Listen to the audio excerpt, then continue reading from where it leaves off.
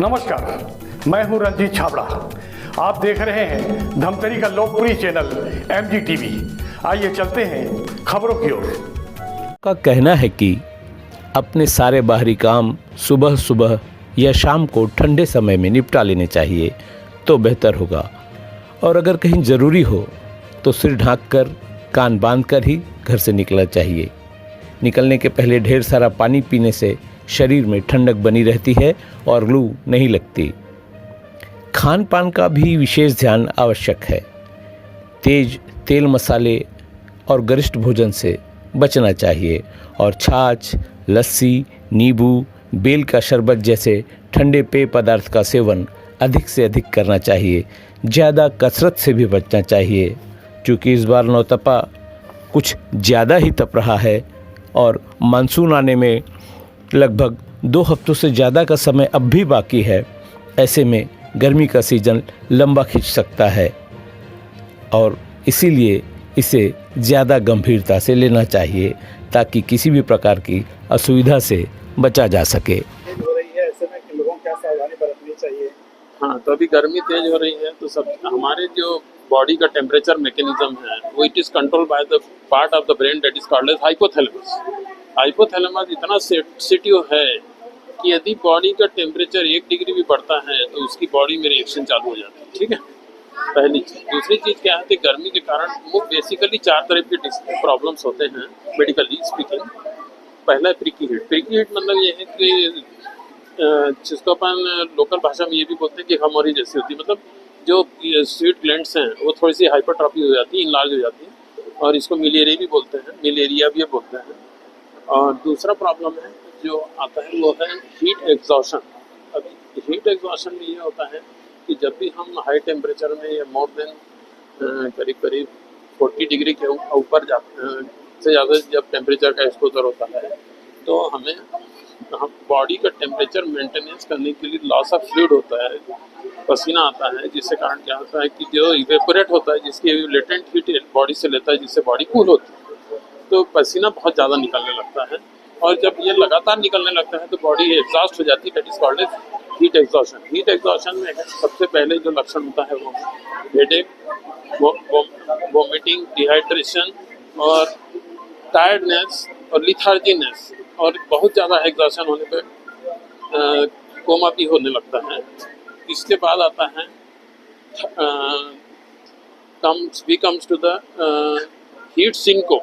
Heat syncope क्या रहता है कि जब हम एसी में रहते हैं और बाहर का जो टेम्परेचर रहता है मोर देन 10 डिग्री का जो डिफरेंस आता है, तो हम क्या होता है जब भी एसी से बाहर जाते हैं तो 10 डिग्री टेम्परेचर से ज़्यादा रहेगा एक्सपोजर सडन, देन अचानक एकदम से बेहोशी आती है, कुछ देर के लिए एक्टिव बेहोश हो जाता है, फिर से कॉन्शियस हो जाता है, that is called as heat syncope.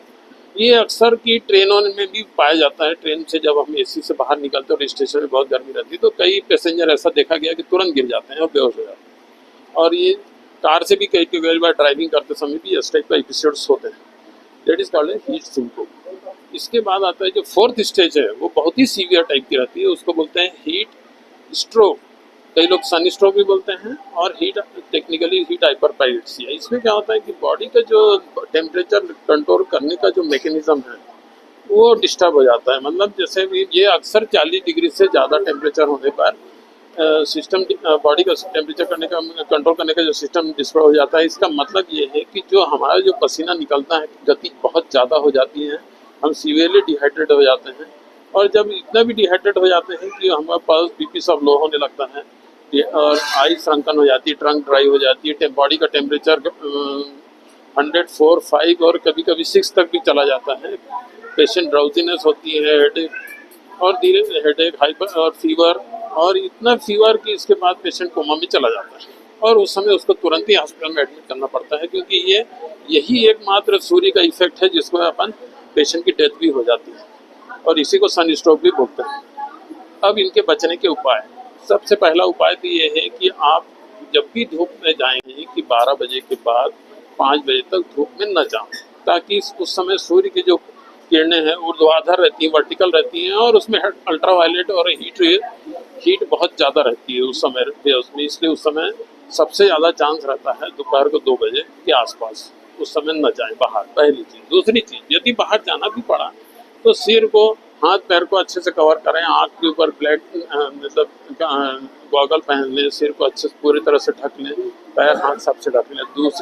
दूसरी चीज़ क्या होती है, क्योंकि पर्सपिरेशन के लिए या पसीना निकलने के लिए सोडियम और ग्लूकोज की ज़रूरत रहती है, इसलिए हम कहीं भी धूप में जाएं तो सबसे पहले पेट भर खाना खा लेना चाहिए, पानी भी अच्छे से भरपूर पानी पी के ही धूप के बाहर जाना चाहिए।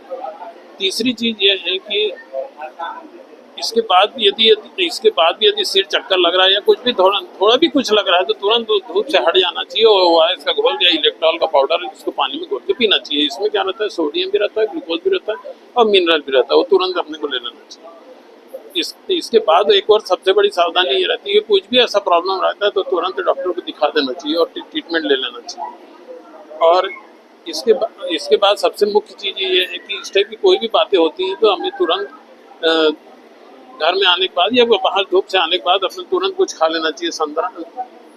अपना जो लोकल उपाय है वो सबसे बेस्ट माने गए हैं, जैसे नींबू का शरबत या शिकंजी। दूसरा उपाय सबसे बेस्ट माना गया है वो आम का पन्ना। ये क्योंकि आम का पन्ना से क्यों लू नहीं लगती, क्योंकि आम जब तैयार होता है उस समय वो धूप खा के तैयार होता है, इसलिए वो नेचुरल रूप से बॉडी को प्रोटेक्शन देता है। और तीसरा भी उपाय ये है कि खरबूजा और भुजा इत्यादि जो रसीले फल खाना चाहिए। वनस्पत की ड्राई फ्रूट और जितने भी ड्राई फ्रूट हैं ये सब बिल्कुल नहीं खाने चाहिए, क्योंकि ये जब बॉडी में, एक तो ये जितने भी ड्राई फ्रूट हैं जैसे काजू है, बादाम है, ये अखरोट नहीं, ये सब हाई फैट है, ये मोर देन 40% फैट पाया जाता है। जो ये जब भी अपन इस टाइप के ड्राई फ्रूट खाते हैं तो ये हमेशा बॉडी में पानी को एब्जॉर्ब करते हैं और पानी से अपने को सेल्फ डिहाइड्रेशन होने लगता है। इसलिए अपने को ये ड्राई फ्रूट तो घर सेवन बिल्कुल गर्मी में अवॉइड करना चाहिए। रसीले फल, संतरा, मौसम्बी, अंगूर, दीज आर द बेस्ट, कलिंदा इज द बेस्ट। देखते रहिए MG TV, क्योंकि खबरों का सिलसिला यहाँ थमता नहीं।